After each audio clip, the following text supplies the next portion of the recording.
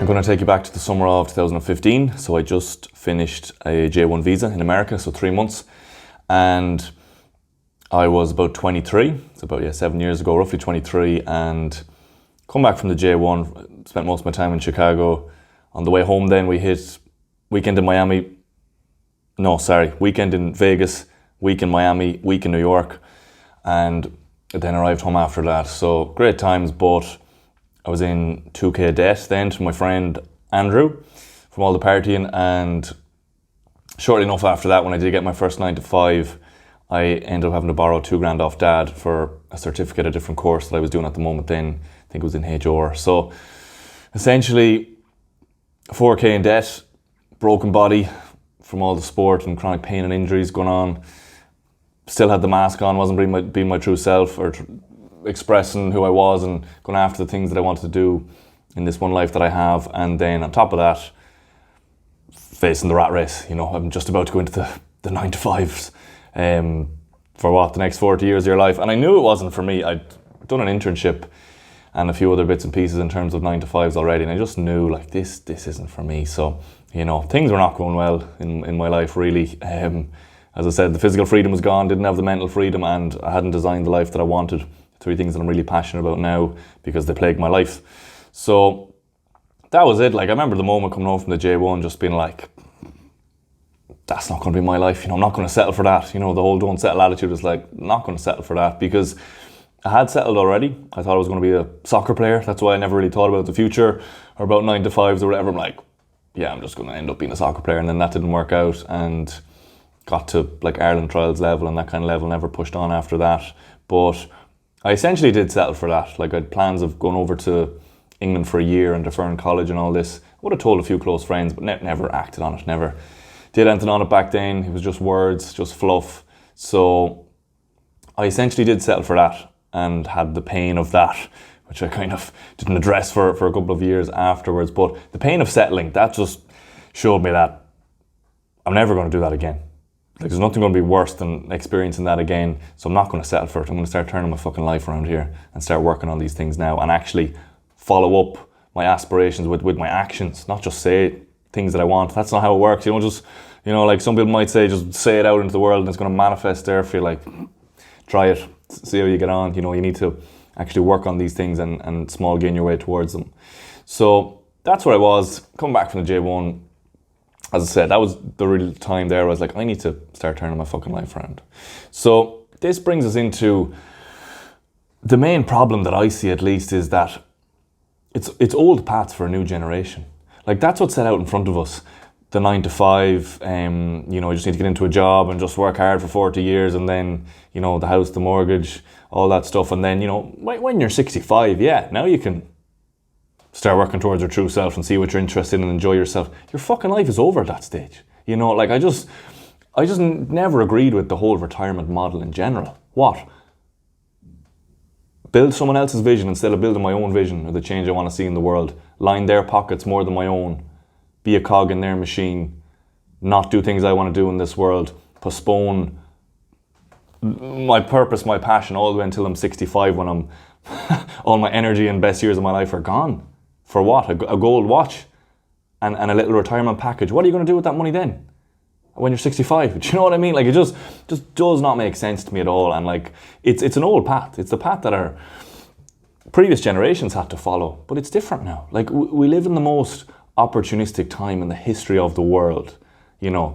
Just repeat that a few times. Like, the most opportunistic time in the history of the world. You don't have to live that life if you don't want to. We have the internet now. We've so many possibilities of things that you can do. You can turn your passion into a career over time if that's what you want to do. So that's where my head was at. I'm like, I'm not following this old path that's set out for me. Even the one that, maybe my parents want me to do as well. That's their path. It's not my one. We have all the opportunity in the world to do whatever we want to do and we can work towards it. So like, they're the options that we have, because you just have to sit down and ask yourself those questions. But I was like, think of that path, and that's probably the one you're on. It's the one most people are on. Is that the one you want? You can. I take everything down to 2 choices in life for me. It's make progress or make excuses. That's really all it is at the end of it. When we cut out all the fluff, there's the harsh truth. Make progress, make excuses. I made excuses in my life all the way up to 23, but as I said, the turning point, 23 onwards, I'm not making any more excuses. I'm just going to start making progress towards the things that I want. So before we get into the 3 steps then, like in terms of lifestyle design, what is it? I think of it like it's systematically designing the life that you want. And why I'm putting it that way is because I'm not saying you don't have to turn your passion into a career. That's why the article isn't, you have to turn your passion into your career to be happy. It's 3 steps to lifestyle design. So it's only going to go one of 3 ways.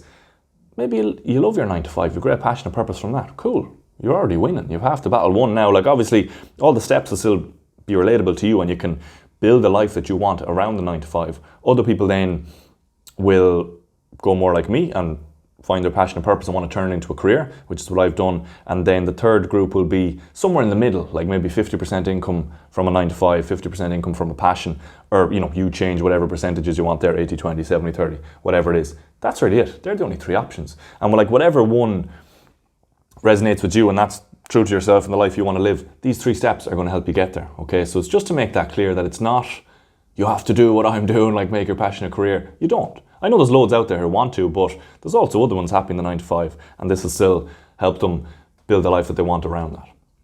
Okay, so we'll just dive straight into it now. 3 steps to designing the life that you want. So first of all, before we get into the 3 steps, I've down in the newsletter here, the clarity is essential.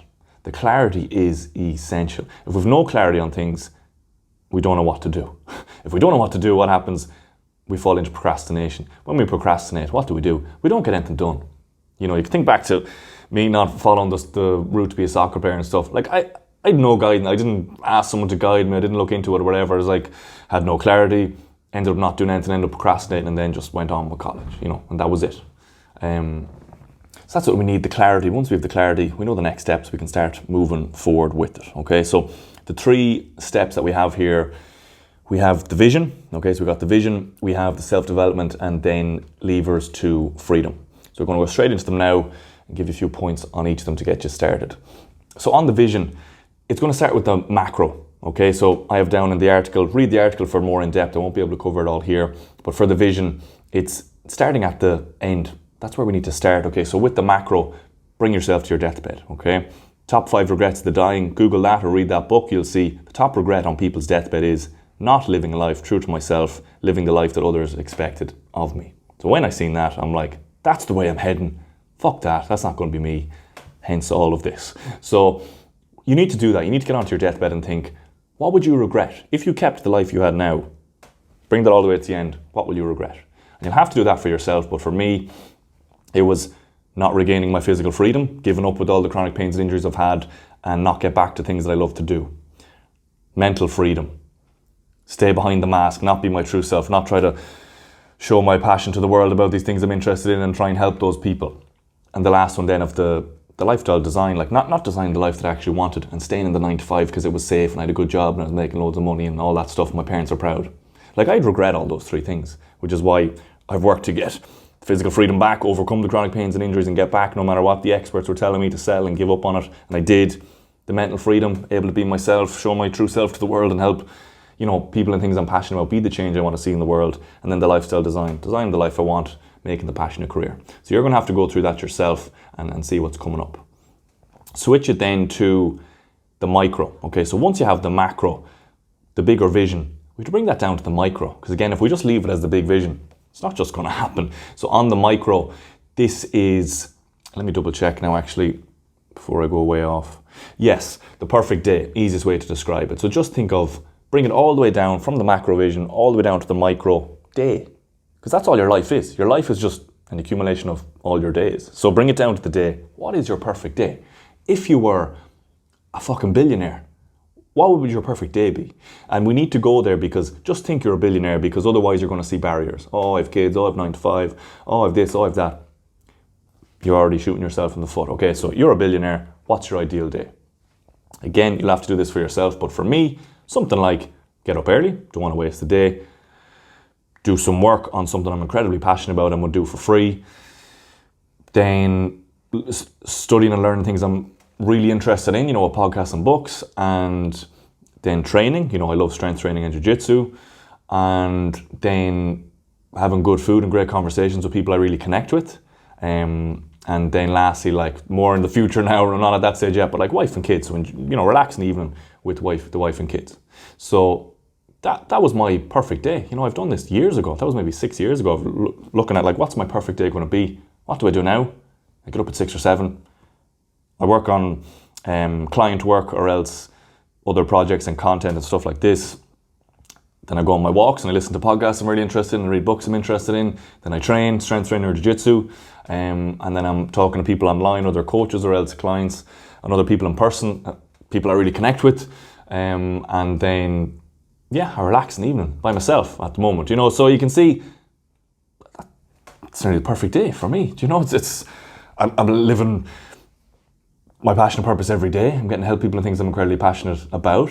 I'm training in things I love. I got the physical freedom back. I'm being the change I want to see in the world each day. Like, what else would I do? Like, if I was, I have my financial freedom now as well, which is a part down lower, but, even if I was a millionaire or billionaire, nothing would change. Like, what else would I do? Like, buy a fucking yacht or something? Like, I don't really care about that kind of stuff, So there you go. Like, I'm pretty much nearly living the perfect day. And that's the end goal. Like, that's what I want for you, whatever your one is. Okay, so I'm going to fly through this now a bit quicker. Second one, self-development. And I have becoming who you are, okay? Because the crucial point here is, how are you going to design the life you want if you don't really know who you are? And that's easy in this society. We have a genocide of authenticity, as Gabor Mate would say, and it's so true. So that's where the mental freedom stuff is coming in. It's so important. Go into the newsletter and you'll see the links to those other videos, or they'll be on my YouTube as well, about the mental freedom. Moving on from that, I'm going to go into the self-development framework that I made for myself, and I called it Everybody's Personal Track. Okay, so, I like to think deeply on things, and I would have thought about this a lot, and just sitting down one day, my imagination was just running wild, and this just came into my head. So, I was just thinking of life like a motorway. People just go up on the motorway of life thinking that's going to be a great route. The motorway of life, they see that, oh yeah, motorway of life, cool, I'll go up on that, yeah. Everyone's going up, everyone's happy, having great crack, blah, blah, blah. But little do they know, 40 years down the line, or 30 years, they're going to be filled with regret. They're driving on the motorway towards regrets at the end. So it's really the motorway of regret, not the motorway of life. And and because I'd known this, I feel like I'm off to the side trying to tell people, like, don't go up there. It's not what you think it is, but there's too many cars and I can't stop. Like, there's nothing I can do. And then I was just thinking, there's a bit of a track off to the left there before the ramp to the motorway, but it's covered in shit and no one's even looking over there. And then I actually just Googled track. I was like, what is a track? And what did it say? It was like, a rough path or road, usually one beaten into existence. Something along those lines. And I was like, fucking hell. That couldn't have been phrased better, really, is it? It's like, I don't want to take that motorway to regret. What can I do? Take the track to the left. Beat my fucking track into existence through persistence. This is just stuff just started firing in my head from different things I've read or whatever. And I was like, that's what I'm going to fucking do. I can just make my own track off here to the left. And then as I thought more about it, I'm like, that's what I'm going to do. And as I build that track, what's going to happen over time? When people see my story, see these YouTube videos and all my content, they'll go, oh fuck, they're about to go up onto the motorway. It used to be motorway of life, but I've ripped down the sign now and they can see the one underneath it saying motorway of regret. And then they see the track to the left. And they'll go down there, and what will they see? They'll see my track, which is all this stuff, and then they'll also see there's unlimited tracks branching off from my track. Okay, so they can see this is completely possible for them too. And what was once one track has now become many. Okay, and I'm shivering, getting a bit emotional even kind of saying that stuff, but that's the vision I had in my head. I'm like, I know I'm going to figure this shit out for myself. I'm not going to settle for anything less, but I know I can inspire other people to do this as well, and give them the don't settle attitude. So the framework, I won't have time to cover it now, but you can go onto the newsletter, you'll see why it's Everybody's Personal Track. It's an acronym, Everybody's Personal Track, EBPT, Education, Business, Personal, Training. So everybody's personal track, it's going to be different for everyone because they're building your own track. I've built mine, use that framework. I'm giving that to you now as well to get you started. So for the education, that's across body, mindset, life. For the business, that's whether it's just a passion and you have a 9-to-5, want to keep it, or you want to bring that all the way to your career. Education, business, personal, health, wealth, relationships, health, physical and mental health, wealth, your financial freedom, which is very important too, Could make a separate video on that. And then relationships, understanding relationship dynamics. Like, there's other studies done. What's one of the most important things for a happy life? The relationships that you have. Are they true relationships or are they fickle, surface level ones? We all know this. So it's like the relationships with family and friends, but also with the partner as well. So like relationship dynamics, it's so important to understand. It's going back to the mental freedom. There'll be other articles and videos on that too. And the last point then, the training, I've broken down to physical, mental skills. So physical training, all my training goals, like, the one arm chin up that I'm working on now. Mental, you need to train your mental skills too. This is another thing people don't understand. I have different 5, 10 minute, 15 minute routines, training things like mental focus, training lots of other mind control elements as well, which is really going to impact your life. And then the last one, skills. This is where I use power tiny gains. I pick a skill for 5 minutes a day that I want to learn. You could put in languages here, different things. I pick juggling. You'll see that on my Instagram. I'm 5-ball juggling now from 5 minutes a day over 2.5 years. Okay, power small gains. You'll see that article in that video here as well. Life-changing stuff. So, only about 5 minutes left now on this one. I'm going to go down to the levers to freedom now. Okay, so this is going to be the last step once you've worked on the other two. So what the levers to freedom is, it's bringing it from the vision through to reality. Okay, so as you're seeing here on the newsletter, this is where we identify the gap.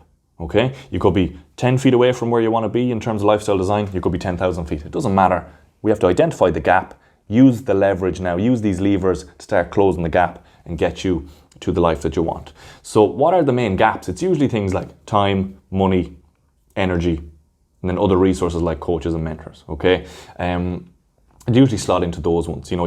Someone maybe doesn't have enough time because they have family and kids and stuff. That could lead to energy as well. Don't have enough energy. Money. People aren't saving, spending money on shit that doesn't move them forward in the way they want. And then people aren't getting coaches or mentors either. Okay, so that's all outlined in the newsletter as well. The one that I just will say quickly is on the mentors. Like the last 5 years now, which is all the radical change I've had mentors every year. I spent 35,000 and counting on those mentors. That's, like $7,000 average each year on this. Because I worked on saving the money in the financial freedom section, etc. But man, like they give you so I used to think it was all about money with mentors. What mentors and coaches give you is the most important resource in this world. It's time. We'll take my physical freedom. I lost my physical freedom from 15 to 25. I got it back in the year from 25 to 26 through a coach. I can't remember what it cost. Let's say it cost 1,000. Was it about the money? No. Because from 26 now onwards, I have my physical freedom back for life. Let's say if I didn't pay him and I got it and I figured it out myself 10 years later, now I only have my physical freedom from 35 onwards. So from 26 to 35, he's given me an extra 9 years of my physical freedom back in terms of time. Nothing can buy that. A trillionaire, billionaire, they couldn't buy that back. They couldn't buy back the last 9 years to be able to live the life that they actually wanted. So that's, once I understood that, got mentors in everything. The physical freedom, mental freedom, the lifestyle design, because what have they done? Now I'm 30 years old, living the life that I want for the rest of my life. Whereas if I went on my own, maybe I would have got there by 40 or 50. I've missed 10 or 20 years living this life that I want. That's essentially what the lifestyle design is. Okay, so on there, you'll see there's long levers and short levers. Okay, I'm going to run through this quickly. We're short on time now. The long levers, that's the bigger vision stuff across time, the energy, the money, and the coach, okay? That's the bigger picture stuff. So for example, I'll run through one example for time on both and that'll make sense. Time, you don't have enough time to work on your passion, okay? That's the bigger lever. The smaller lever has to be the one to actually move you forward. Okay, you either need to pay someone to do some of your admin work, buy yourself back 2 hours a day, or else ask for part-time work in your current job or go to a different job for part-time work. Then now you've got 2 hours extra a week, but where was once we do up the maths there, you'll see power of tiny gains again. 2 hours extra to work on your passion over a year is 728 hours. 5 years later, that's 3,600 hours. If you do that for 15 years, that's 10,000 hours, which is mastery. So I don't have time. Okay, that's just mental delusion that's keeping you stuck. It's not the actual truth. So it'll be the same examples. Go into the newsletter, you'll see them for all the rest of them there laid out. And the last thing we're going to finish on now is the altar of freedom. Okay, so we're coming to the end of it here. The altar of freedom. I heard this, gets me pumped, from Jocko Willink. You'll know I love him if you're following me for a good while. So as he would say, What are you going to put on the altar of freedom? It's the same here with this lifestyle design. Look, you're probably pumped now, inspired. Is it going to be easy? No. You need to make some sacrifices here. As I said, we're not just going to, like, good things come to those who wait. That's not how it works. Just sitting here waiting for the life you want to land on your lap isn't going to happen. You need to make sacrifices. What have I left on that altar of freedom? I've left fucking everything up there. I left my heart and soul up there. You know, I get a bit emotional even saying that, but like, to walk you through it, like, look, money, energy, all that stuff, yeah, my 35,000 hard-earned money and even more, and to my time, my energy, all that stuff, but like, I went further. I left my heart and soul up there, you know, willing to leave friends, family, anything up there, because I'd gone so deep on this that, like, let's say I tell my family this and I tell my friends, like, I want my physical freedom back. I want to be who I am in this world and see my potential, and I want to design the life that I want and doing what I want and help others. And if they were like, Mark, no, I don't want you to do that. You need to go to this 9 to 5 or something. I was willing to say, that's cool. I guess I'll go on my own then. And like, even, you know, of like, if my family reject me, like, you're no son of mine anymore, cool, I'd leave. And that's it. I guess I don't have a family anymore. Like, and I'd gone to that place and I'd made that decision. And like, people ask me, you know, what mindset do you need to have to be successful?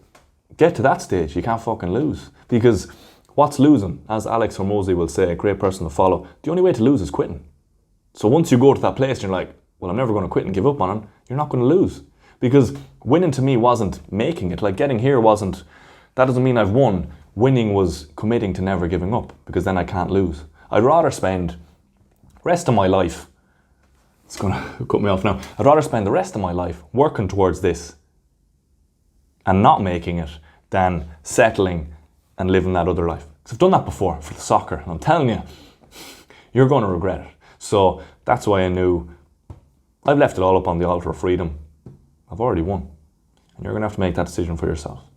Okay? I think that's it. And last bit I had then in the news there's a bit more after that of the sustained execution over shapeless epiphanies. Okay, I love that quote. And it's just, again, getting over all the inspiration and trying to actually put it down into actionable things. That's what's going to move us forward with this. Okay, so hopefully that was useful. Go into the article there. I was short on time now for different reasons for this one, but go into the article. It's all laid out there in much more detail, and I'll put in all the links as well to all the other stuff that I've talked about here. So we'll leave it there. Don't settle, and we'll talk to you in the next one.